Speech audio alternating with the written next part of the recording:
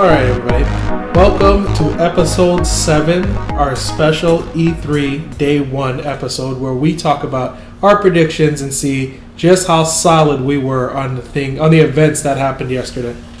Yeah, it was basically just a quick little recap, and before we get started, there's something I want to say before we actually got started. I want to apologize for the length of these podcasts, but there's just been so much megaton news right now. It's just one of the. This news is justified. Yeah, this episode is probably going to be just as long as some of our recent ones, but we don't intend to have all of these be this long. We are not milking it. Yeah, there are a respectable amount of information. Exactly. This is just a huge time in the industry, so we want to make sure that we cover every single topic and talk about it as much as they deserve to be talked about. Yeah, that's true. Nothing shall be skimped on. But a lot of crazy things happened. Megaton things happened yesterday, and from what we've seen, literally within one day, they might have decided like the fate of like every company in like about one day. Yeah, big freaking moves were made yesterday. A lot of big moves were made, but we'll get about that later. We're gonna go kind of like from the order of when things kind of happened in, just to kind of keep things fresh. We don't really want to jump anything. We want to kind of set the mood for how this day kind of played out. So the very first beginning, the first conference would have been Microsoft's, and Microsoft's press conference started out really, really good. They showed off Ryse. Ryse graphically looked good, but gameplay-wise, it seemed like you're looking at like a crappier God of War. Yeah, keeping it into the whole perspective. Like, you look at the trailer, it seemed like it was just punch, quick time. Punch, quick time. So it kind of looked kind of dull, kind of bland gameplay-wise. Yeah, like you said, graphically, it was very good looking. Yeah, and that's my issue with a lot of Crytek games. Is a lot of Crytek games look good, and then when you start playing them, you get to this point where you're like, no, this may not be as good as I first thought. But I don't really like that that's the case. I thought the only thing that was interesting about it is when they do the whole formation thing, and then they go and close their shields, and then they open them back up. It just felt like it was like the entire time they were just trying to replicate 300. That's even then, it's kind of like this is like a completely scripted event. This is like not something that's like I'm going to be able to incorporate into the gameplay. It's like, okay, in this segment, I'm going to be walking towards this wall, and I'm going to be able to say, guys, hold up your shields now, or guys, store your spears now. It's like, that sounds like that had something to do with just that moment. Yeah, it's not something that'll be like, oh man, I need to get this game because of those shield formations. Because it's like, now if you could strategically do this at any moment in time during a battle, that would be interesting. But it didn't seem that way. It seemed that this was just at that moment in time that was just this option that you could just do that at that time. But that wasn't something that was part of the actual, especially since you're like a general. So just look at you're like a general. It would be cool if you could say like, okay, guys, I need you to form up. And it seemed like even in the demo, you had people following you around for a good majority of the fight. Sure. So it would have been cool if like they said like, okay, you can like press a button and maybe like get into like a certain type of formation so you can fight the enemy. Yeah, because now that you bring that up, that actually would have been a really sick idea. One of the old IPs that I really liked from last generation was Full Spectrum Warrior, and that IP that I don't even know if THQ sold who they sold that IP to, but Full Spectrum Warrior kind of had that whole thing where it's like it's a third-person shooter, but at the same time of being a third-person shooter, it's also like this mini RTS thing where, I think that's what I was going to tell you the game, the XCOM. The XCOM reminds me of Full Spectrum, where it's like you have it in third person, but it also has an RTS element to it, but you play the RTS element literally almost like action-wise. So you have a team of people, one guy does something good, let's say the guy's a good sniper, and you have another guy, and let's say he has your demolition shirt or whatnot. So if you want a guy that does good demolition, and let's say you need a wall to get taken out, you choose your guy to take down that wall. but let's say there's a narrow corridor. You can't get your guy to get there to plant a bomb or something. Mm-hmm. Okay, you then get your sniper to go down to shoot the guy down that corridor, and then you now move and assemble your team. I like that kind of turn-based chess type of like game, but not as much like in XCOM where it's really turns. But I like the idea of I need to get past something, but I need to use these specific people correctly to get to point A to point B. Right. I like that understanding. And if this game were to implement something where it's like, okay, you got like a big dude and he's there to take down this wall or this area, and you get another dude and let's say they got a whole bunch of arrows and shit. I mean, sort of the same way. But I wish it was something more like that. But there was nothing dynamic about this game. I don't want to say this, but it's literally like the game had no soul. Yeah, I agree. It was so generic. Yes, it was generic. It just felt like, and it's sad too because it really is their best looking game that Microsoft Game Studio shows was this game. So it's like, well, their best first party. Yeah, that's what I meant. Like their best Microsoft Game Studios game. It's like they to show this game and have that weird like feeling of, well, I'm not really getting why I should care, was weird because it looks good, but at the same time there's a lot of games that that were shown today at all press conferences that looked great, but that doesn't really sell it. Show me something that I haven't seen before, take me to a place I've never been before, but don't tell me, oh yeah, it's some Roman stuff that's going on and we're going to act like we're in 300. Like how many movies or games have we already seen that done that? At least put a twist on it or do something, but there was no twist. It's just straightforward, a bunch of guys running, doing this, that, and the third. I mean, I might as well have been a little bit wild even if they did the Connect thing. Even the Connect spin would have been a little bit better on it. I know they wanted to avoid doing the Connect thing, but even that spin might have helped a little bit. But all in all, I did not really care for the Ryse show. I wasn't too thrilled on it either. Like we said, I mean, we basically covered all the basics. It's too generic. It's too blah to actually really care about it. It's basically 300, but worse. There you go. Here's a crappy version of 300. What's that guy? So I guess we can go ahead and talk about the first game they actually showed, and that was, of course, Metal Gear Solid 5. Oh yeah, I forgot they showed that. The very first thing they showed at the conference being Metal Gear Solid 5. Because I don't even know if I want to cover Microsoft Game Studio games, but just the stuff that they showed in general, like we got because technically, if we're not gonna go in chronological order of when these things happen.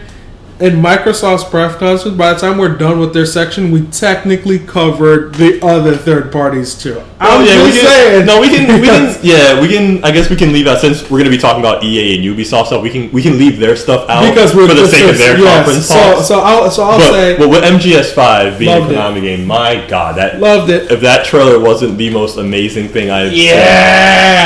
It's just based on everything shown there. For Microsoft Game Studios, I think Ryse was the best shown by Microsoft themselves.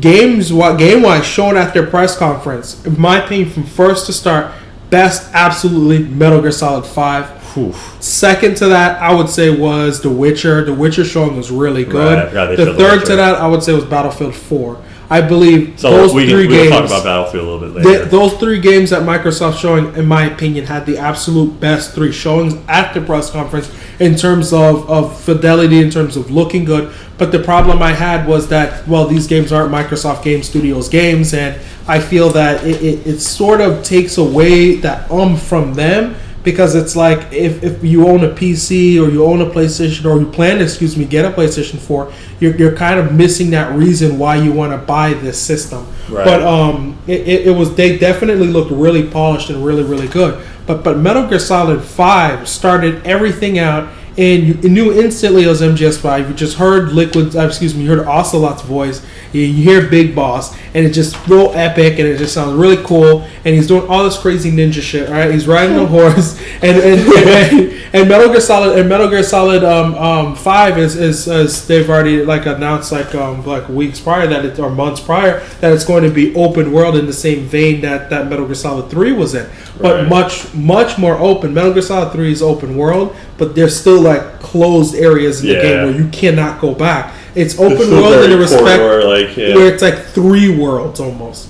3 or 4 big worlds, but just in separate different areas. Where this looks like it's more of a bigger world I don't want to say bigger, but it looks like it is a more open world. As in, there won't be any closeout points where you could never return. But I feel that there might be segments where you may not be able to, but the area that they showed looked very, very open. Oh, so he's riding his horse, he's doing some crazy shit, and then he sees some guys, and he turns to the side of the horse in which the guys are not facing, and it just looks like the horse is running, but Snake's really on the other side of the horse, and he's doing some crazy stuff. And while they're showing this, they go on to let you know some little interesting facts for the game. That there's now a weather system there. That the weather could just randomly change from raining to a storm. Which is actually brings up a point where I wonder if they're going to bring back the stamina and health system in this game. Simply because it's like to show this now is like open world like that. It'd actually be really cool if they did. Yeah, because it's like you're already to even hint at Metal Gear Solid 3 features to say we're going open world again. Like fuck, then you might as well just go full open world and say full MGS3 and say let's go back to some of those features. I don't know if they'll do all that, but I certainly want them to. With an open world, you got a big environment, and all the different things that are now happening in this environment just 100% welcome the idea of being able to have different plants there to eat, animals there to eat, all these different things to euthanize, to make you feel like almost just like they did in Metal Gear Solid 3, make you feel like Rambo, make you feel like this like badass assassin that's living off of the land, and you could just kill in any environment. That cool like renegade natural born killer type feeling. So Snake's like going and they're showing the dynamic weather system, and then they show that you could get multiple vehicles. So Snake just gets this regular crappy vehicle and a tank goes by, and he could do all these different moves. Like he ducks in the passenger seat, so they just think it's just a regular car, and then he goes and does the same thing with the horse. So there's all these different things that you could do to hide yourself, to make yourself not be revealed. He hops in the back of that truck and starts driving through, hiding in the back of the bed of the truck. Yes, and it makes sense. And what I like about it is a lot of times on games they don't take this into account, but you can't if you're not really a stealth game, is that sometimes when you're doing something that's supposed to be stealthy or you're not supposed to get caught, and your character is just upright inside of a fucking car or some shit, or like in a GT game where you're supposed to stay at a certain distance but like you're the only motherfucking car in the street. So it's like weird stuff like that. But I like that they added those small touches, those nice Kojima touches to it, where it's absolutely like I was just going crazy every single time they kept showing all these different features, because it's like playing Metal Gear Solid games, you already have that mindset of how you're going to attack the area that you're going to be going at now. So now, with being able to go there by any vehicle you feel like it, you could essentially sneak in on the truck that's going to the place. You could essentially get inside of a car and just plow through the whole damn place Rambo style. You could go there and just sneak there. There's just all these cool different ways. You could go there by night. So the idea of a day and night cycle allows you to say, you know what, fuck it, I'm going to go by night like a silent assassin. Like they alluded to the fact that like surveillance was going to be a big deal too, because they hinted the fact at the beginning of the trailer, like, oh, you're going to get really good use at those binoculars that Master Miller was trying to talk about, and then you actually see him using the binoculars in the trailer itself. So to me, like, surveillance is going to be like a big deal. Like before you even like try to actually even attempt to go into an area, it's like you might be able to like step back, look around, see like, okay, there's like 3 guys there. Maybe I can approach from this angle or this angle. Absolutely, like, and that is going to play like an absolutely big factor into that game. So being able to see all those things and then strategically plan out your attack is just awesome. So to be able to sit there and choose to say, you know what, I'm going to go attack at night, or I'm going to go when it rains, or I'm going to go in whatever time period. That's really, or if there's a bunch of people on the roof that to choose to use a sniper, or to choose to use different types of weapons based on either number of people or areas in which the people are going to be in. It's just how they did it is just really, really cool. So you could just think of all the ideas of how dynamic this could be when you're playing it. So finally, he goes there and he does some crazy dive roll, and he has all this. He has some more different like physical moves that he could do. Nice. So he has a little bit like extra moves in his arsenal, and I like when he CQC'd the hell out of that guy, but he could silent CQC, but like he CQC'd him, but he did something either with his mouth or his throat or something to cover what the guy was doing something. Mm-hmm. So it's like now your CQC could be done where it's like a little bit more quiet, so he could go and do stuff to people without other people hearing it. So I really like the stealthiness of it. I really like that there's more in terms of what you could physically do, simply because it just starts adding to that legendary status of who Big Boss is. So it's like you can't just make him like any other person where he'll just CQC and call it a day. No, to make him do the horse thing and do the car thing, just starts adding to the infamy of his character. So I definitely am like really looking forward to the next gen versions of that game. I'm just questionable about like how different is the Fox engine going to look from the PlayStation 3 to PlayStation 4 and from the 360 to Xbox One. So I really want to see the progression of actually how different that engine looks, because they say it's scalable. I want to see just how noticeable and how different the actual look of it is. True that. But the ending of the trailer, they see Miller and he's like saying stuff to them, and your classic Metal Gear Solid stuff. Your classic Metal Gear Solid jargon. So what was actually after that? Well, they started showing that whole little like. I was going to talk about the trailer like that. Showed like the whole little slideshow of everybody that was going to be there, and like. Oh yeah. That's what amounts of hype. You got that really cool child soldier looking kid. That must be from that little blonde hairy kid with like the slick back hair. I'm like, oh yeah, he look. I don't know. For some reason, I feel like little kid on the battlefield. He's going to be fucking awesome. I don't care what anybody says. That kid's going to be cool. Craig's like, I feel they're going to bring this guy back somehow. Yeah, they're gonna make Metal Gear Solid 6. It's gonna be like mad in the future, and that kid's gonna be there. Either that, or he's gonna die in Phantom Pain. Yeah, that's what I'm calling. I'm calling that right now. Either that kid's coming back in a future iteration, or he's gonna die in Phantom Pain. Pretty much. But anyways, so another game they announced in the Microsoft conference was Dead Rising 3. We forgot about that. Yeah, Dead Rising 3 was announced to be an exclusive on the Xbox One, but I suspect it's going to be a timed exclusive considering how they do business. Yeah. But it looked like a 360 game. I mean, that's my biggest complaint about that game is when I first seen it, I didn't get that feeling of I'm looking at something that is beyond what could be done. I didn't get that feeling of this is really beefy hardware that's running this. I got the feeling that if you put a 360 controller there and told me that's what it was playing on, I would believe you. I would have no really reason not to, considering how it looked like.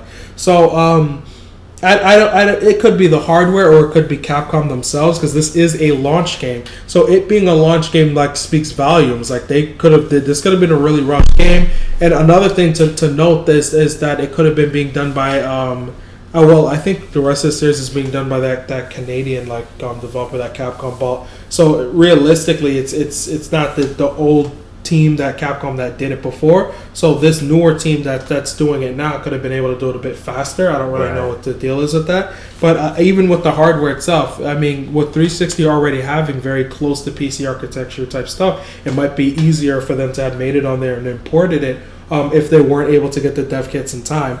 But regardless of where it came from, what it was built on, it doesn't look like the next-gen fidelity that you might expect from a next-gen Dead Rising game. But the thing that did catch my eye that made me like what everything was about was the idea that it's still in like an open world thing, but this time it's like in a big city. And you could actually go inside some of the homes inside this city and go and loot stuff so you can make your weapon. The whole weapon stuff is still in the game of grabbing items and turning them into different weapons. And I'm not really sure how they did it in Dead Rising 1 or 2, but you could essentially go in real time quickly equip something to a weapon and start really making one out of two different things. So they still have that whole fancy alchemy thing. That's where our RPG fans know from. So you can still basically do all that still. But the idea of being able to do that in an open world and the game has no loading screens is kind of cool. So it adds this really nice smooth gameplay of I could go from one area to the next, go inside a building and do all these other things and have massive zombies on screen and still be able to really run around this world. I like that it's that seamless. I think that's the thing I like the most about it, is the idea that there is no loading screens and I'm essentially just going to be plowing through going inside all these buildings and essentially exploring without limits. I mean, a loading screen is not, it's not a bad thing. It's not like it's something that makes me angry, or it's not something that hurts the game, but it's something that takes away from you getting really sucked into the game. I'm not saying it's impossible to have one without it, but if you could it just really, really speaks volumes to the type of experience you'll probably get versus if you did have load screens. When you get sucked into a game and you're just playing and playing and playing, and you get in the zone and you get that point where you're almost lost into the game, that's a really, really, really cool feeling. And I like that you could potentially have this feeling in this game. So I like that there's a lot of zombies on screen. You're running them over with the cars. It was an interesting little demo that they showed. Another thing to note is I'm not really sure, and based on me thinking it looks like a 360 game, I'm not really sure if it's actually running on the Panta-Ray engine, Capcom's new engine. I don't know if that's been confirmed, but from what I've seen, I don't really know what it's actually running on.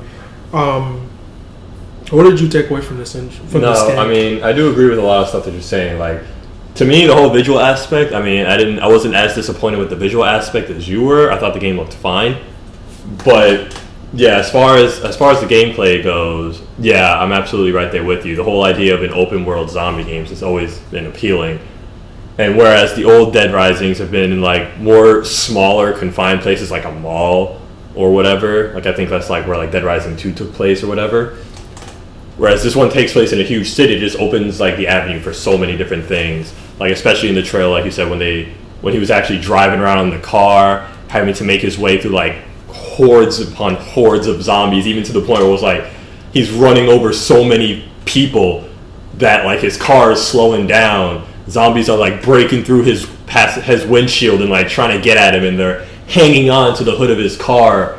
So like, because it adds to the notion that you're never really safe. Exactly, it's like no matter where you go, things are bad, and like to the point like a lot of times in Dead Rising games, like it almost seems like arcadey in a sense. Like you can literally just go into like a big ass group of zombies and just like maul your way through. Like find a chainsaw and just like swing wildly, and you'll make your way to the other side. This is what it seemed like when I've seen gameplay of this.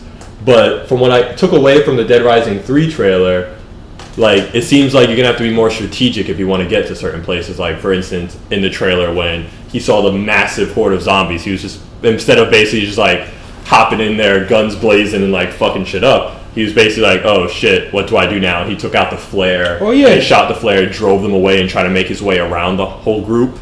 But at the same time, it didn't really draw them all away. There was still someone that was like reaching at him. So it was like, it was really cool to see like you actually have like this whole strategic element to like making your way through the city as well. It is. Just to speak a little bit. I mean, well, it's still semi on topic. But the game that I noticed that they didn't show was Epic wasn't there. Epic didn't show this one game, Fortnite. Fortnite's this Unreal 4 game that Epic's apparently working on. I mean, it's rumored to be on consoles.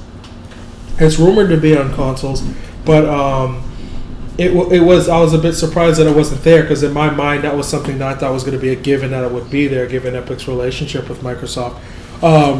The idea with Fortnite is semi-similar to Dead Rising, where it's like you got a whole bunch of like zombies or creatures, I'd see them as, and you have to loot a whole bunch of stuff, and you can make a whole bunch of different like weaponry type things.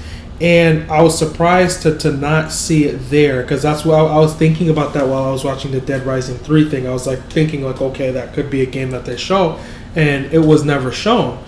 I like Dead Rising, but I want more of a component like you get from a Fallout, or you get from anything where you're scavenging for something and you need to get something or collect something. I like the idea of needing something at a certain period in time in a game, because it gives you that survival type feeling.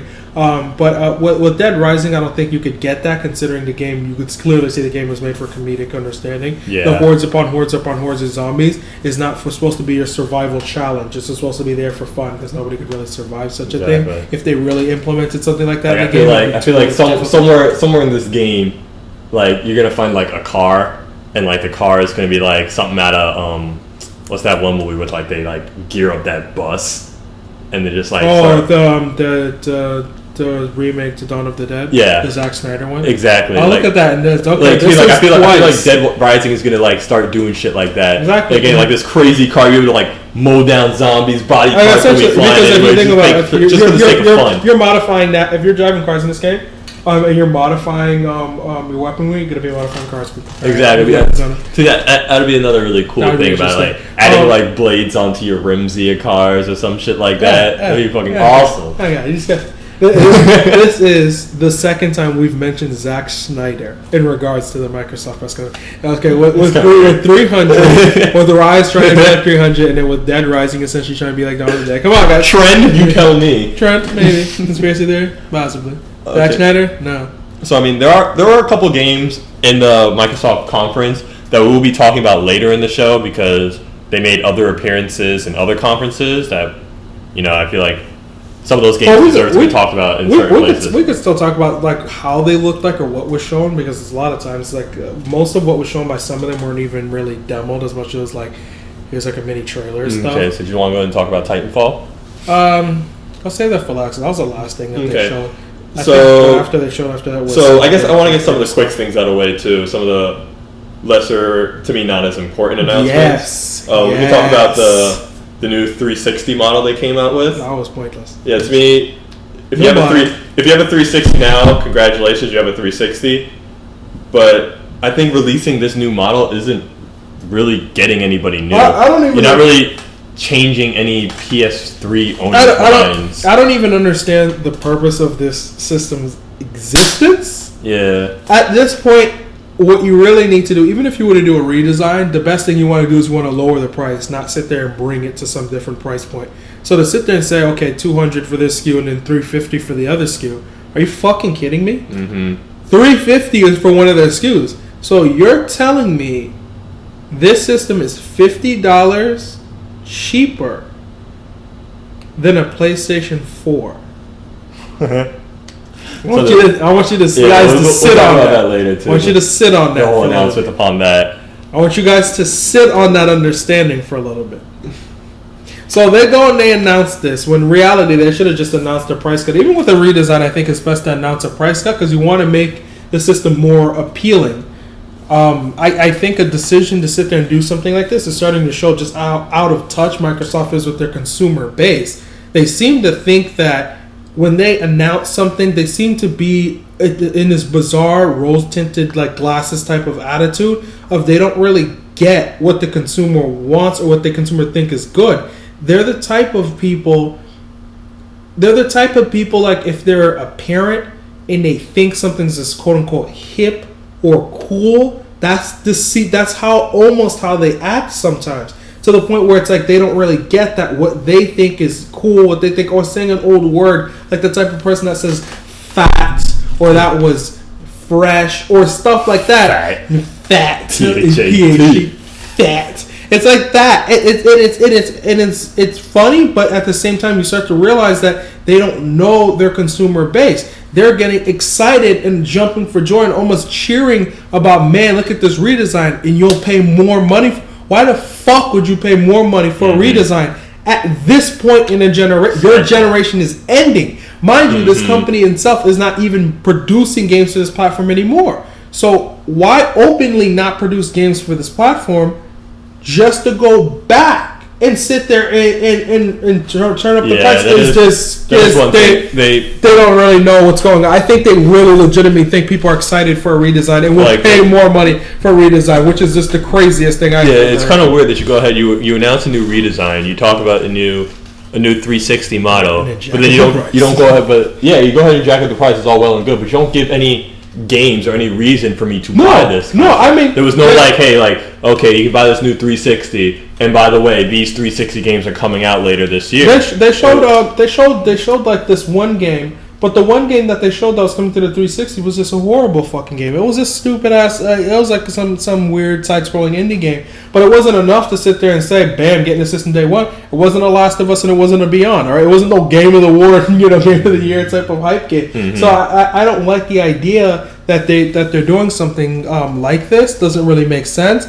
If you're going to do a redesign, that's fine, but bring down the price. Everybody believed they should have brought down the price. Even if you keep it the same, no one really cares. You do a redesign, keep it the same, that's fine. But to do a redesign and then put up the price is just really ridiculous. Right. So I mean, there's not really much more to say on that. So I wanted to move over into the Twitch partnership, which is something we all kind of saw coming. Kosh called it. Yeah, Kosh they call it. I mean, which is just the smartest bet. I mean, Yeah. if somebody's going to be on Ustream, let's go. And Twitch right now, I mean, is probably the more popular of the two, to be completely honest with you. So, I mean, for them to be on Twitch is kind of a big deal. Like, that's when I go watch video game streams, all the people I watch, I'm always on Twitch TV, more so than Ustream. Okay, good, because I don't know what that is. Yeah, I mean, it's a completely video game based streaming website versus Ustream where it's like other stuff. Yeah. Okay, that makes sense. And like it's a Justin TV's, like they had Justin TV, and there was the same deal where you can stream anything. But then their gaming section became so popular that they branched off and made Twitch TV, which would just be all the video game segments from Justin, and you can put it on there. It's a lot more accessible. It's a extremely good website. Like I said, I go there for all my streaming stuff, so it's a really good move by Microsoft to actually pick a partnership up with Twitch in that regard. Didn't some kid kill themselves on Justin TV or something? I don't know. I think it was like something about some kid taking a whole bunch of pills on Justin TV and like going to sleep and then clearly like not waking back up and then like parents finding him like dead or some shit. That's creepy. Thanks for that. Into the foxhole. Yes, it's gotta be like into the foxhole. Alright, so next we can go and talk about everyone's favorite game ever made ever, Halo. I didn't mean to disturb you earlier. It's been a rough week. But yes, alright, and now and just to set the mood, alright, because other games were announced prior to them talking about Halo, but I just want to set the mood about what is going on, right? So Microsoft goes and they show Ryse, and then they show, they might have showed Killer Instinct before that, so they go show Killer Instinct and some other stuff. We'll talk about after this.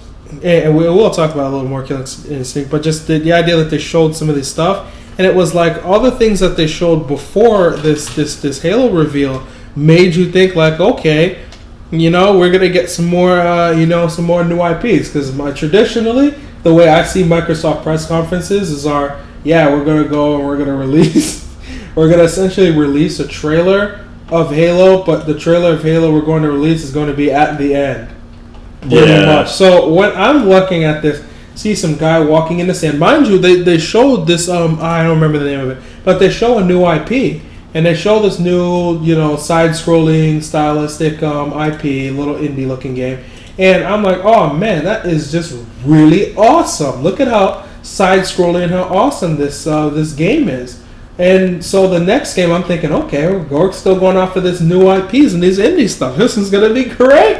Guy walking in the sand, has a little cloak on, and all of a sudden he has something in his hand. I'm like, oh, man, that hand kind of looks like Master Chief's hand. It's probably nothing. All of a sudden, the ground starts opening up, and things start getting a little bit epic. And then all of a sudden, like this big like mech thing comes out, and then all of a sudden, it shows Master Chief. Yeah. And like, the trailer in and of itself was kind of strange. Yeah, I was like, I don't know what to take away from the trailer now, because part of me is actually mad because I thought it was a new IP. So, like, I don't really like that it was just Halo. So now that I see it as, like, oh, I'm excited, new IP, and then I get let down because it's Halo, I don't really know how to feel about it.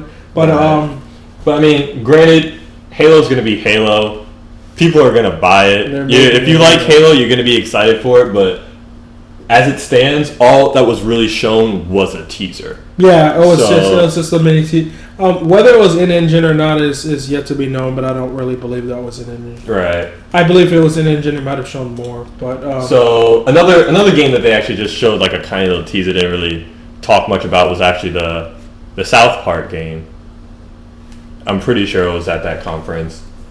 The new Stick of Truth game that Obsidian is doing, but it was just a teaser. Let me see. Was it at the Sony conference? Oh, I'm sorry, the Microsoft conference? No, it was actually in the. I'm sorry, it was actually in. It was not. It was in the Ubisoft conference. But even if it's so minuscule that we can just get it out the way right now, it kind of bothered me. Yeah, that might as well been there.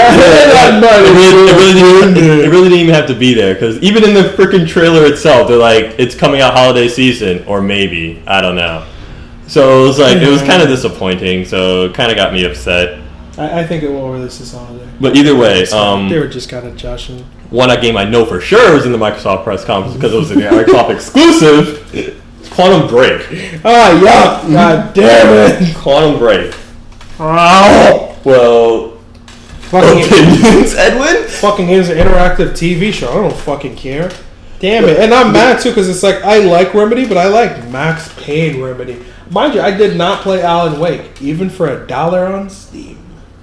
Yeah, it was like $3 on Steam, but me being cheap, I wanted to go down that dollar, boy. That's when I care about it. Is when it's only $1.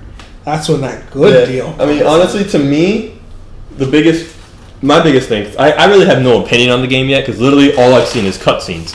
I have no idea how this game is going to play. All they've done is hinted at gameplay, like, oh yeah, it's going to be an interactive TV show. What the hell that means, I still have no idea. And the fact that like it's going to have to do with like certain places, like time is going to be stopped, and like you're going to be able to interact with those things. But even if like basically the trailer, like I said, the trailer that they showed was the main character, whatever his name is. He was doing TV stuff. He was walking. He was in a place where like time had actually stopped, and in that he was like kind of investigating, trying to figure out because apparently they needed the girl who was in trouble for something. Apparently she was some sort of scientist. So he's making his way, looking around, and then he ends up saving her. He was doing fringe stuff. Yeah, so it was like, to me, it was very, like, it's an interesting idea, I guess, for a story. But as far as how it's going to be implemented in gameplay, like, no one really knows. It's all just concept-based. Whether they show something later on this week about it is something to be seen, but as far as the showing in the press conference, like, to me, it didn't wow me at the Xbox One reveal, and it still doesn't wow me now. Underwhelming is what it was. So when I say underwhelming, it was underwhelming and it was semi-nasty.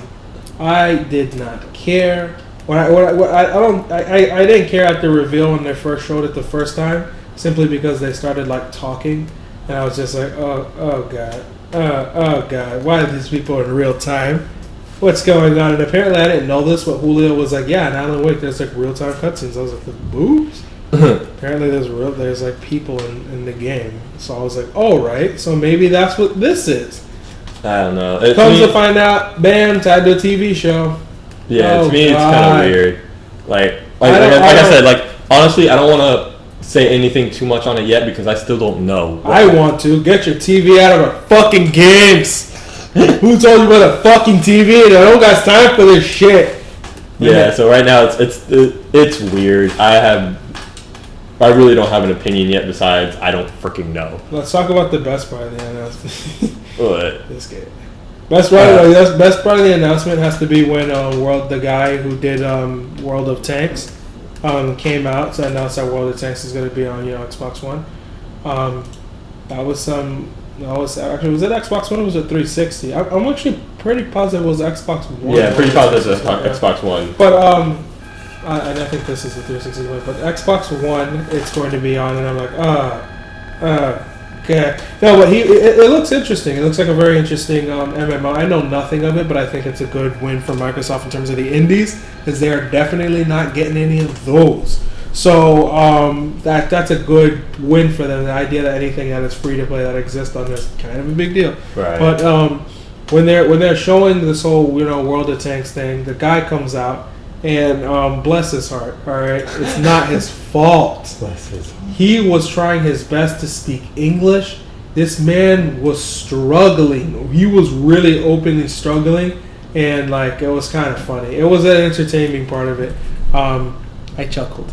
But another game that they showed at their press conference, which I thought was actually it was a good showing. I would say it was Forza. Forza was one of their better showings that they showed there. No, yeah, they're doing a lot of interesting stuff with Forza. Forza was looking like Forza. Like I mean, graphically it looks good. They kind of started it out where they're talking about McLaren and then talking about McLaren's like pedigree and history about being really good at performance racing, and then they go and they pull up a McLaren car and talk about there's only like 2 of them in the world. Oh, and everybody's yeah. like going crazy and like jizzing everywhere. And they're like, again. Look how cool that car is. Yeah, man. Forza, baby. So they go ahead and they announce that I'm pretty positive they announced that Forza was going to be a launch game. I don't think it was at the announcement thingy-majigger. But Forza is apparently going to be a launch game. They showed a little quick gameplay trailer of it, and they showed a guy talking. And as he's talking, he's like describing, as he's playing the game, he's describing like the cloud features. And he goes on to say, ooh, I had a good lay on there. Excuse me. I've literally, since this reveal, and I'm going to let you guys know this right now, I've only had about 2.5 hours of sleep Respect. since Sony's reveal. Okay? Respect. I went to work. First thing I want to do here for you guys today, come here in my dog Craig's house and do this podcast. So I'm very tired. But he goes and he's racing in the cloud, and he's like, oh, well, what you need to understand is that the cloud allows for the AI computing to take control of the character. Now, everything that I do is now saved in the cloud. In my ghost car, I think he called it Drivatar. Yeah, like I don't know what it is about these developers and creating these stupid little names for the little gimmicks in their game. But yeah, Drivatar is what He's it's like, called. it creates a Drivatar, and I was like, oh, you mean a ghost? Basically. So apparently, ghosts have never been able to ever be made on any game, racing or fighting, ever. And they're the first. And apparently cloud computing is the only way you could have a ghost that mimics the characteristic style. Tekken's never done that before, guys. And neither has Mario Kart. This is the first game to ever do this. Ever. You need to have cloud computing to have this happen. There's no other way to have this happen. So basically, it's just pretty, I don't know, it's pretty cheesy. And I wasn't really buying the whole cloud thing. Right. But, And the thing I don't really like is the game is interesting enough on its own merit. It really, it's a solid title. It looks good, and it's a solid racing title to launch in this platform. I don't really like that he was kind of like talking about it in that respect, because it's like, no, don't talk about these gimmicks, because the system is definitely weaker than the PlayStation 4. You could see a lot of the attention that was put on there was kind of put onto the features like this cloud, which all of a sudden now became this big thing that he can't stop talking about now. So now cloud is like the new thing they keep talking about, but this seems to be something in theory. In practice, we've yet to see anything that could prove even the existence of this actually doing anything in a game. That was never demonstrated whether it could really do something or not. I mean, they showed like when he was racing like this car kind of going out of control, and he made a comment about, oh well, the cloud thing could do this, that, and the third, but I mean, there's no actual proof that there was any quote unquote cloud computing of this character. I mean, that's a big thing about this Microsoft press conference. Other reporters have already talked about this as well. I completely agree with them. Is that in Microsoft's conference, they have all these features. They talk about all these features you think that they're going to have, like the cloud computing and all this nonsense. And they never really, like in all these games, they don't really say how they're going to implement these features into these games that they're showing. To me, these are just regular games that I can play on any old system. If you're making an exclusive title for your system, show me why this is the only system you can play it on. Show me why I need to buy your conference over the PS4 or even over the Wii U.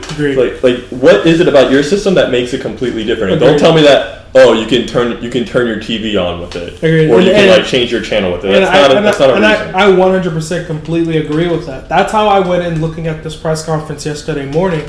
I went in looking at this press conference as, look, if I'm going to pretend that I already own a PlayStation 4, a beast gaming PC, in my mind, I'm looking at your press conference as, show me something that only the X1 has to sell it to me.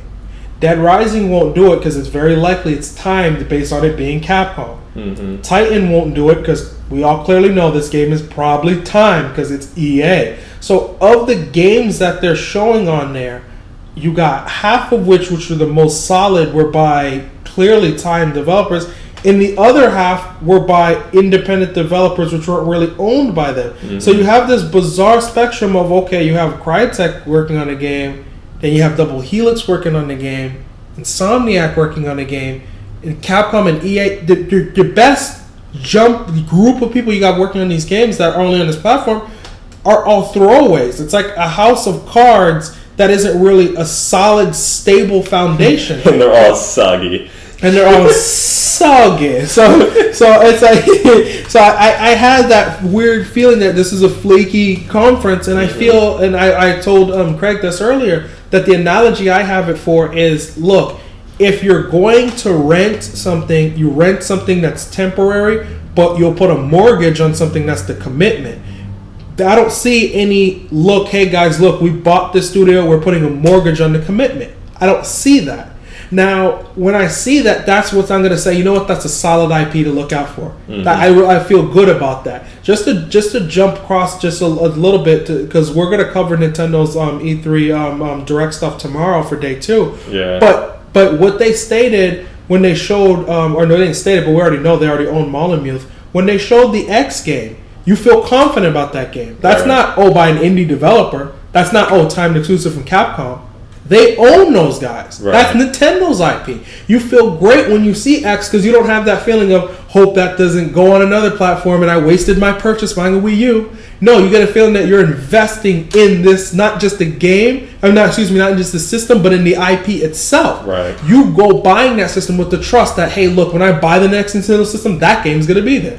When I bet that next Nintendo handheld, that game is probably going to be there too. Mm-hmm. You want that reassurance. But how do you get that reassurance from a company that notoriously closed down like 13 studios several years ago? Right. So when you get this feeling of you let go, close down, or even closing down a studio as great as Ensemble and all these other studios, Fossa, Ensemble, you name it. So when you have Real-Time Worlds making Crackdown, where's Crackdown? Oh, because Real-Time Worlds wasn't owned by them. So you go and say, okay, but where's Mass Effect? Well, they didn't own the team either, or the IP. Mm-hmm. So this is one of these things where it's like, look, to have a solid foundation, you need to be able to say, I own that IP and I own that team. That's why there's no worry about that. But you kind of get that worrisome feeling when you look at the lineup and you kind of pick apart and notice that this is an indie developer, this is an indie developer, this is time, this is time. If you're so positive about your lineup and you say, hey, look, invest in our system, we'll be with you for the next 7, 8 years.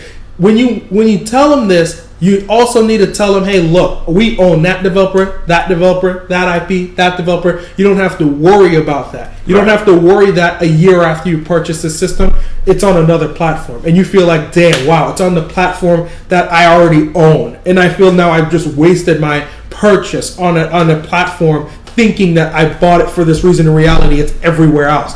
That's a big, big, big deal to people in terms of incentive. But realistically, when you look at what happened last generation with games like BioShock, Lost Planet, you name it, all those games going multi-platform because of this whole time thing that Microsoft decided to do has a lot of people like myself on edge. A lot of people are I'm not holding my breath for any of these games staying on this platform, and especially based on those 2 timed games. Of course, Killer Instinct's going to stay there. Of course, the Ryse is going to be there. Will Crytek?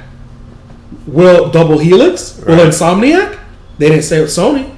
They're not owned by Sony nor EA. Right. So this is the problem I have. Is it's essentially built on a house of cards. They like the illusion that they're support, but like Beyonce said, if you liked it, should have put a ring on it. I'm just saying, if they love it, put a ring on it. Quoting Beyonce on this one. Put the mortgage on the house, bruh. If it's real, start renting, bruh. Put the ring on it if it's true. But I feel if you have that solid commitment to say, hey, look, we own that team, I feel better. And the strange thing about this may sound really strange, but you'll understand why I mean this in a minute.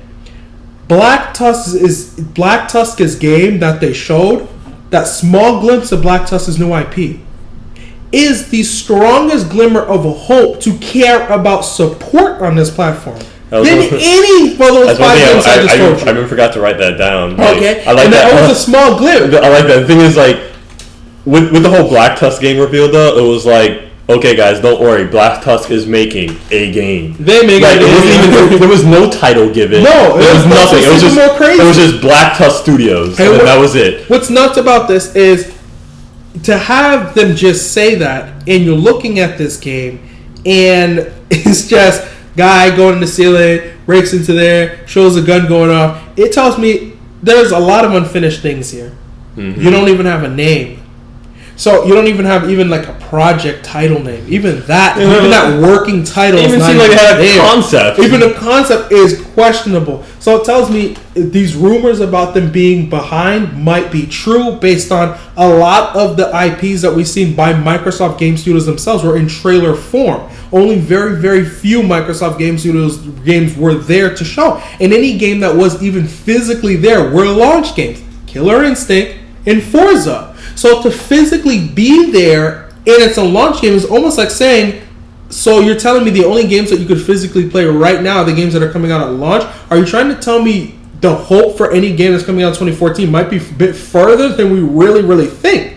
And that these games were made for launch because they had to be made for launch. So that's the feeling that I get right now from that. So when I see something like Black Tusk, I feel more positive about that. Because that is not, okay, Crytek might jump ship or Double Helix is going to go out. Because even if you're not counting any of these timed exclusives, you also have to count the companies themselves. Bizarre Creations up and left. There's no PGR because we got Bizarre Creations up and left. So now you have an IP that's essentially dormant on this platform with nobody to make it. So that's as big as an issue as the game jumping ship, is the developer. Because never mind whether the game goes to another platform, if the game can't go anywhere, if it can't even go on the platform it was made for, that's a bigger deal because it's like it can't go anywhere else. There won't be anything if there's no one to make it there. So having another team make that other IP makes it even more questionable because you're like, oh, great. They can't. Same thing with 343. Oh, 343 can't make a Halo the same. We don't really want Turned In working on PGR. Everyone's just going to have that feeling of they don't have the confidence because there's not that longevity of this team is in it for the long haul. So I feel better with Black Tusk saying, hey, look, we're making a new IP because Microsoft owns that studio and they own that IP. So you feel like, hey, look, they own this IP. They're probably going to be there in the long run. I feel better about them saying this to Black Tusk than I do about Ryse with Crytek, than I do about Insomniac's new IP, than I do about even than I do about Killer Instinct. Simply because Killer Instinct is being done by Double Helix. If Double Helix is doing this game, I have to question why isn't Rare? Well, yeah, let's wait and talk about that because we haven't even mentioned the fact that they announced Killer Instinct, and they did. Yeah, so yes, couple games. One like everyone was just saying, we had mentioned that Rare was going to come out. We're going to release one of their older IPs, something the fans would be really happy about. And like you said, big ups to Craig and I because we called that shit absolutely solid on episode 6. We did. I was episode 5. Fears confirmed. Yeah. We said Killer Instinct was. Yeah, we also reiterated it. I forgot about that. So yeah, we said Killer Instinct was coming out, and it is. It is the new. That is the new. And we also said launch too. We not only called it was that, we called the launch date. Yeah, so we it was all well and good that they brought back Killer Instinct, but the thing is, like you just said, Rare isn't the one that's actually making this game. Mm-hmm. It is Rare's old IP coming back to light, and they are right. But it isn't Rare's game. So I read somewhere that Rare is working on it, but from what I've read, it's Double Helix. It doesn't show anything like Rare helping or an association to Rare. Which is odd. It sounds like it's in and of itself. Even though Double Helix is working on that whole thing. Even the trailer itself, I will admit, it's kind of lackluster. It was basically the two characters, if you remember from the old Killer Instinct games, Jago and Saberwolf, were duking it out in typical fighting game fashion. But with the announcer screaming his ass off in the background, basically. But I don't recall. I've never played the Killer Instinct games, so you're more familiar with. Yeah, the Killer Instinct game. To me, the main draw of the Killer Instinct game has always been its combo system and how crazy flashy it's always been, and nothing's changed here. You're gonna have your crazy type combo system, and you're gonna have your announcer yelling his ass off, making it shit as hype as possible, which is what people want to see out of it. Like I said, the trailer itself was kind of lackluster. Even the way it looked was kind of weird. But after the show and after seeing some like actual gameplay footage of like people playing on like arcade machines outside of the conference, inside the game show, the game looks cool, man. I think the game looks freaking awesome. I mean, Craig discusses. Craig thinks the game looks legit. I'm not a big fighting person, so it's difficult for me to say.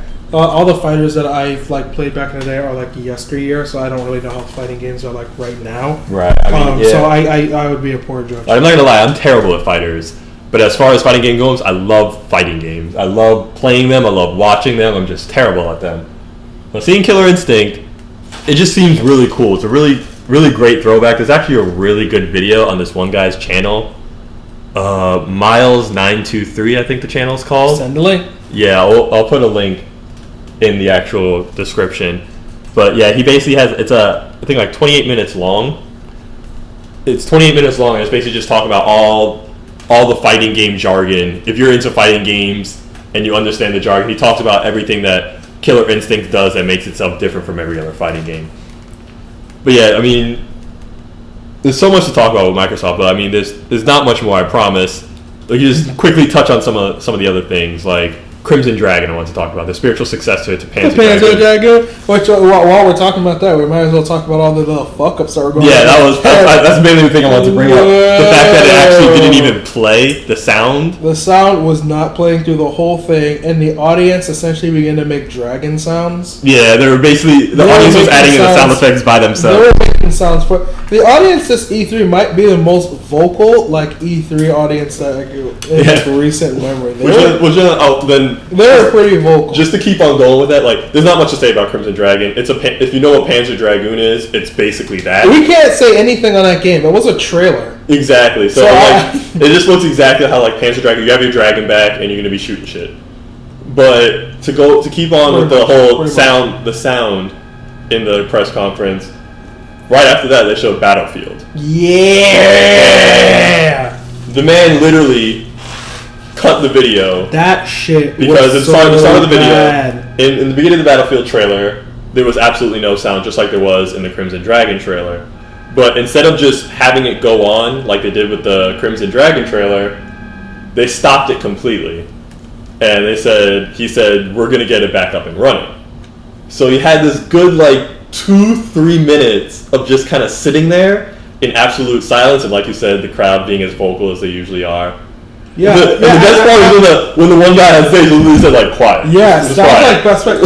People were getting pissed off, and they're like booing, and they're like booing, like more. Yeah, the announcers like came out and said quiet. Like addressing children in the middle of the boom, because you can see he's getting like frustrated, and like in the middle of it, like people are booing, and some guy screams out "Xbox sucks," and I was like, "Oh man, this is just getting really bad." Yeah, it was kind of embarrassing. And the guy is like quiet, and he was like getting like the guy from EA was getting like pissed off. I would be too. I mean, this is the stage you're trying to show off your game for this. No, but it's funny in the respect that he responded at all to them. So it's like it was like he was getting frustrated and he's embarrassed, and like live on TV, like all these millions of people are watching this, and like they're trying to see Battlefield 4 for the first time on Xbox One, and then they got no sound, and then it's stopping, and then all of a sudden you hear this guy yelling at the crowd to stay quiet. It just sounded like he was getting really pissed off. Yeah, but the thing is, he had every reason to be pissed off. I mean, to me, I don't think his anger was necessarily generated towards the audience, more towards the actual like people in the back and stuff. Like I said, this is the you're trying to show off your game to the world. He wasn't yelling at the He wasn't yelling at the audience as much as he was yelling at the hecklers. Yeah, like no, I was gonna say even more towards like, just like the actual like conference itself. Like you're trying your best to show off. Like you're asked by Microsoft to come on and show off your game and say it's playing on your console. You say sure, I'd love to. You know, you want to make your game as best as showing as possible, but then you get out on stage and all of a sudden there's no sound playing.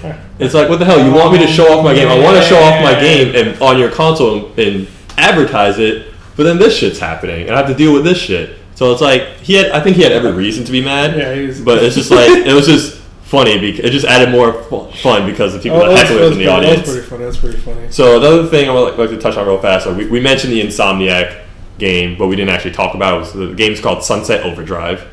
I don't know why I wanted to say Sunset Overstrike. Overstrike was the name of the other game that was turned to Fuse. Yeah. I actually thought it was the same name, and I was like, oh, okay. Nah, it's Sunset Overdrive, and it's basically this like cartoon-esque shooter type game. Yeah, it's like this like weird, stylistic. Yeah, again, there was no gameplay. It was kind of just like a fun little. Yeah, and mind you, I'm not really sure if what we're looking at was even like in engine. Yeah, I don't know what it was. Like who knows what exactly this game's gonna look like, but all it really seemed to show was like, oh yeah, this is really, like you said, stylized. It was almost like kids-friendly shooter. Yeah, it was very strange. I don't know. It looks pretty violent. It's called. No, yeah, it is violent. But it's like violent in that way, like that slapsticky kind of like violence. Like ooh, like he shot the dude, and like I guess like orange goo that came out of his head said headshot, like spelled out the words headshot. Oh yeah, and like all this goofy little silly humor. You know? It was definitely had that little parkour to it where it's like, oh yeah, I'm jumping over buildings and rails and stuff. Yeah, so really it was like Mirror's Edge and Bulletstorm, if there's anything. Yeah, I guess But like I said, there's really not much to actually say about that besides the fact that it's coming and it's an Insomniac game on the Xbox One. Yeah, and then there's one more game I actually want to talk about before we actually leave the Xbox conference, and that was Spark. Do you remember that game? Oh yeah, I forgot about that little play, create, share one. Yeah, it almost seems like Xbox's Little Big Planet. Yes, I saw it and I was like, I feel it's one of these things where it's like might be a little too late to jump on that, man. If I get with this. Thing is, I don't know because people. People to this day still like to make content like that. Yeah, I think it's interesting, but my only problem I have with this type of thing releasing on here is that it's like how much of this is going to be like okay to release on Xbox considering how they treat free content. It's why a lot of games didn't make their way to this platform because Microsoft's restrictions on a lot of this free content. I mean, for this game, clearly, since they're doing it, they're going to make some sort of exception. But I remember Media Molecule went on to talk about how when they were first trying to market Little Big Planet to people, one of the publishers they went to market it to was Microsoft. And Microsoft, because of how Microsoft had their infrastructure, they were just not hearing of what free content, people having free stuff, that they were just not really interested in that. So them doing it themselves is like interesting because it's like, okay, clearly they had a change of heart. They seen that this is profitable and they can make money in a closed infrastructure, can make money in it, not make money, but could do good. But at the same time, I still have that feeling that, okay, maybe they're going to go back to their old ways and just be like, you know what, screw it. You could make stuff, but it's a limited amount of like people you could share it to. I don't really know how they're going to do the whole share stuff because they didn't really go and say too much about the share. Like that's something that I thought was weird. Yeah, they didn't. They talk about the playing and the creating of stuff. Yeah, and that there are other people playing with you, but never. I didn't hear anything about them. They might have said it, but I did not hear anything about it. I don't remember them saying anything about it either. But what I did like about it, I liked the whole aspect of like it's extremely user friendly. That was one thing about Little Big Planet, man. It was like you can make some cool stuff on Little Big Planet, but you had to put some time into it. Yeah, it's the most complex and like really, really well built levels. You have to really do. So like with Spark, it seemed a little bit more streamlined, a little bit easier. It had like the whole voice command thing. Yeah, and my problem I had with that is like when I seen it, I was like, how many of like this things that they're saying on here is even like real time stuff, or is this snazzing it up for the demo? Because when he was saying like, all right, put cloud, all right, do this, all right, let's get a little stormy, can you do blah blah blah, I'm like thinking to myself, yeah, I see how it's easy that you guys could like make it do all these things, but realistically, is somebody really gonna want to make like a level like this, like how he's just saying to like do this? I think the more generic it might be, the more difficult it might be to really get good. From what I've seen, like different, you can like what it looks like, how I imagine it's gonna play is you're gonna have like the blank canvas at first, and then you use sort of the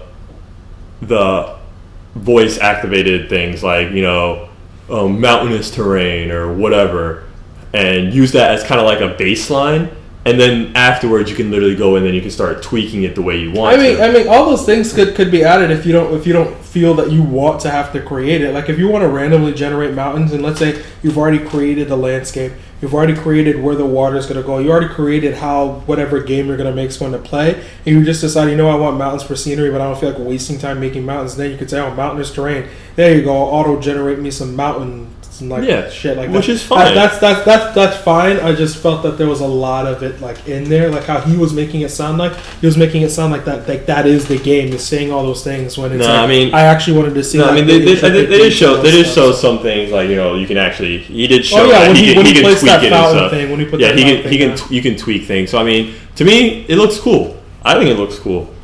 Like, and all the different like sort of gameplay scenarios that it looks like you can actually have with it, and then you actually while you're playing the game, is like you still have access to these like terrain altering sort of skills. Oh so, like, it brings it into the game. That guy was like riding that thing, and it kind of looked like Iceman riding it. Yeah, like he was actually he was like bringing up Earth, but like exactly like Iceman. I remember that. Yeah, so like to me, like that stuff was kind of cool, and then like how he had like like how even the whole adding characteristics to certain objects in the game, like how he made the rock into like a companion, things like that. Yeah, it was very Little Big Planet. Yeah, like it's an extremely very Little Big Planet. I think that's the point, though. I like it, but again, going back to like Microsoft as themselves is like question how much support this is going to get. But yeah, right now, don't make me bring you back to Viva Pinata. Yeah, I'm just saying, like, I think it's too early to say all of that. It's just too early to, like, just completely condemn this game because of the console that it's on. But, it is something to look out for because it was a very cool. I ain't condemning it for the publisher. They are known to drop shit like a bad habit. But we'll see, though. I don't want this to be one of those, like, launch womp games because there's just so many launch games that come out for consoles where it's like they launch and then they turn into that womp game where nobody gives a fuck. And it's like, I hope that this game doesn't actually do that because it seems like it's a good idea and it seems like it's something that it's now something they have in their arsenal to say like, yeah, we do have a casual game that's in our arsenal that isn't like in the vein of like Connectimals or some stupid ass shit. Right. So like I said, Spark. A real casual game that a human would play and care about. Yeah, so like I said, Spark is something that you should probably be keeping your eye on. So as far as games go, that was pretty much it for the Microsoft conference. The last thing I just wanted to touch on was, of course, the price reveal at $499. Yeah, I with the price point, I was not really expecting it to be that high, considering all the backlash and the restrictions. And it's like look, the day prior to this, like the couple days, like 3 or 4 days prior to E3, Microsoft goes and release their whole policy thing and say, hey, look, we're doing this use game restriction thing no matter what. So they kind of go and lay out that it's happening. So I thought that if you're going to do that, at least give us something. That people are mad about this. So instead, they go and bust out and be like, yeah, surprise, $499. Like they were just, they were very relentless with it. Like they didn't really seem to care when they put this price point on there. It's like they're very hard in terms of how they're very aggressive in terms of how they're trying to put this price point. Like, well, we showed you enough. And I part of me doesn't like how they presented the system in terms of the games that they showed because I felt like some of them were just unnecessary. If a game is so fucking early in development that it doesn't even have a name, there's a problem.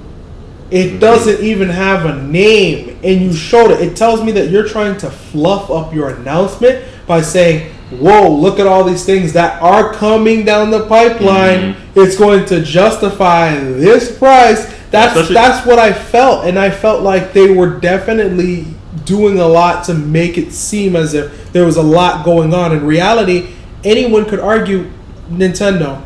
We know Nintendo's working on the Zelda game. Today was Nintendo's E3 Direct Gate. They didn't need to come out and say something like, oh yeah, by the way, here's a small trailer of a Zelda game not coming out. Right. Here's a small trailer of this that's not coming out. That's unnecessary for me. I feel that to show that is almost a desperation thing. It's so early that it's not even conceptually where it needs to be to even have a name. Tells me that you're doing this because the price point that your system might be at might be a bit high, but you want to say, well, it's worth it because this game's coming out, this game's coming out. But I just, as I don't really know like the team of who Black Tusk is composed of, but it's hard to justify it off of an IP that is not really, you don't know what it is. Or some of these games that are still in the pipeline, you're not sure what they are or when they're coming out, the exception of Halo. But even then, it's like, well, why get it now at $5.99 when reality is you'll probably get it later for cheaper, you know, a year down the line when Halo 5 is coming out. So. Right. No, my biggest deal, I mean, I guess we can go ahead and, I guess I can give you, that was like your kind of like wrap up of the Microsoft conference in general. Pretty much. I didn't really, I felt, that was on the price point. On the conference itself, I just felt that they kind of, I don't know. I felt that there were good games shown there, but there was nothing there that made me say I want an Xbox One as much as it was I can't wait for The Witcher. I can't wait for all these other games. I can't wait for a lot of games that are clearly on that platform, on another platform. Right. So it's like well, we didn't really say much on Titanfall. But Titanfall I was gonna say Witcher was shown there. There was a cool little trailer on that, and Titanfall was on there, which looks cool. But I feel like that should be, when we talk about EA, we'll probably get more deeper into that. Because their reveal was this. It was there. It was this. It was like they only showed the trailer at the Microsoft conference, right? If I'm not. Or did they actually show some gameplay? No, I think they did. They showed a whole thing. Titanfall, like some person playing it, and they showed like a whole little small thing. Okay, but basically what I was gonna get at, my basically summer up, it seems like the trend that was happening yesterday with a lot of the conferences came down to showing a trailer and then following it up with some gameplay. You know, like some guy sitting down and actually playing the game and showing you what this game's going to be like. With a lot of the Xbox games, you didn't really get that.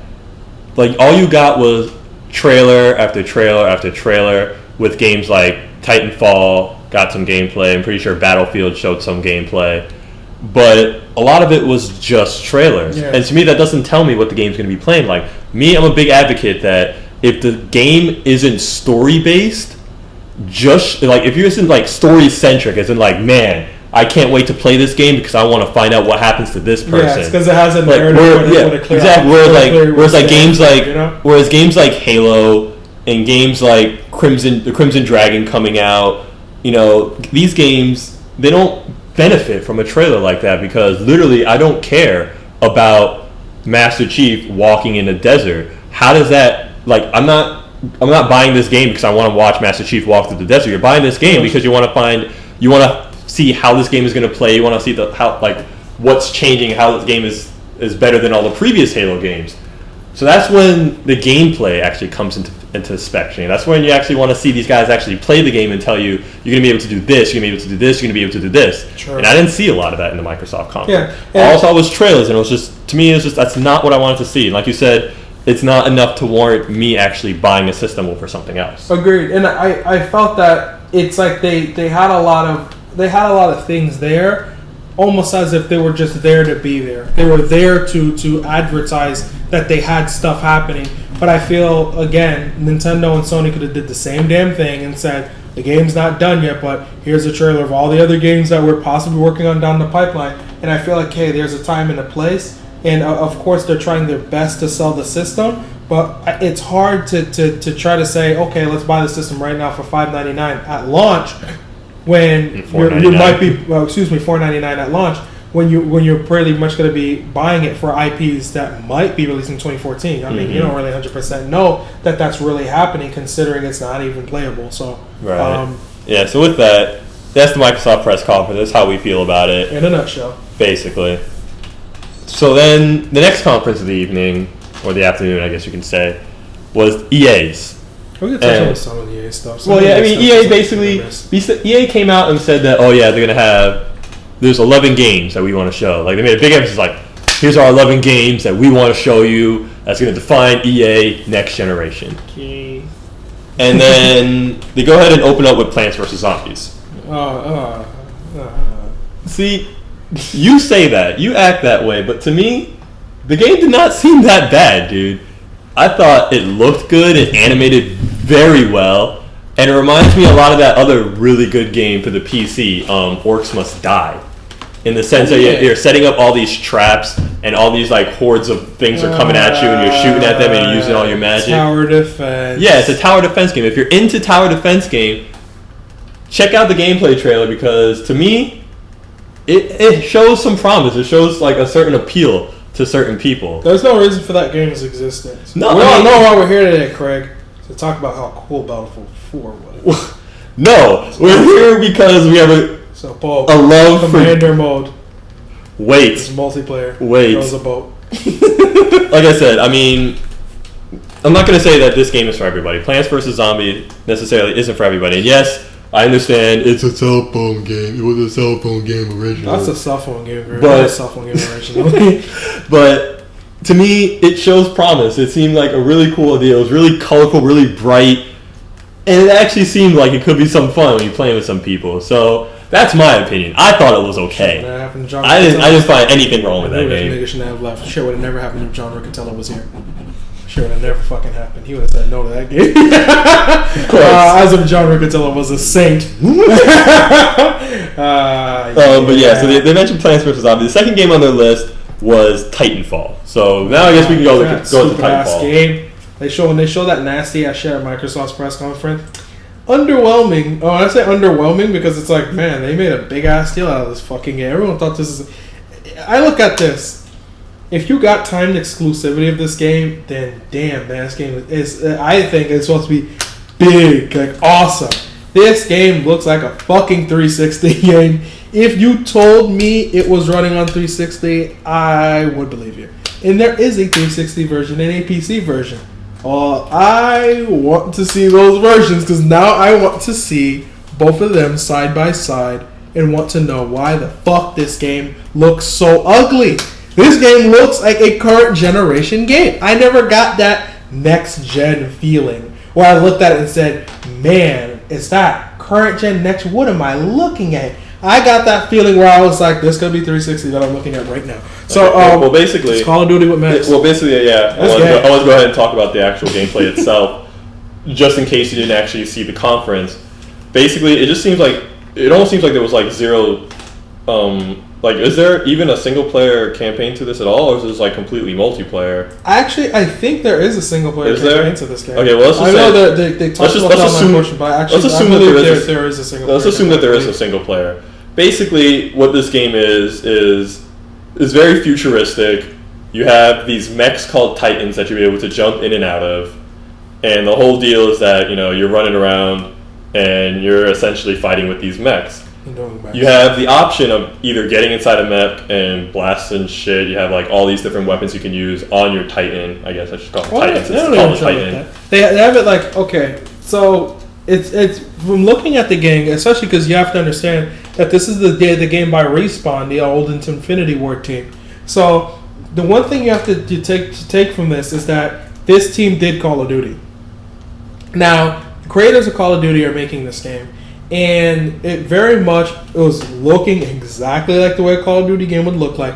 Running around, shooting, there's some points being jumped up for that instant gratification feeling of, yeah, kill a dude. Good, look at those points. So when the points go up, finally, when they get enough points, like you get an option, just like you might a kill streak or something, and then the Titan falls they had mentioned that there's a timer on it. And doing certain things reduces that timer a little bit quicker. Oh, okay. So no matter what, you will be able to get your Titan in the mode itself. You just have to wait. Yeah. Oh, that's good. That's because I kept seeing the ticker stuff, and I'm assuming that he pressed the button or he got it for some. No, you have no matter what, you're always going to have the option of getting the Titan.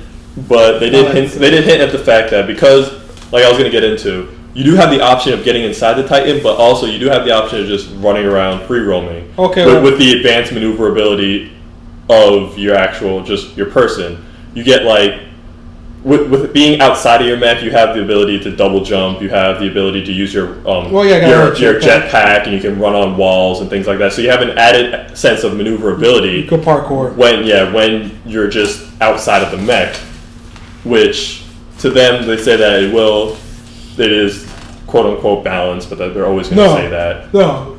What they essentially did was like, oh yeah, here's Call of Duty. Unreal Tournament with mechs called Titans. That's the feeling I'm getting from this game. Well, yeah, I mean that's basically what's happening. It's very Unreal-esque in the fact that you're jumping all over the place. You have your jetpacks and everything's going crazy. It's very fast paced. It's very Call of Duty. Yeah, it's very Call of Duty-esque in the fact that, like you said, you had the whole plus. Like you kill somebody plus 600 plus whatever. It was very much like that. It was. Out of EA's games that they showed, it was the most underwhelming game. In terms of new IPs, most of the time with a new IP, I'm pretty excited. This is like the first time I just do not care. From the moment they showed this game, I don't care. Right. So I'm not really. I'm me, surprised because I actually really like the team that did Infinity Ward. To me though, I mean, I'm not gonna say like I was completely underwhelmed.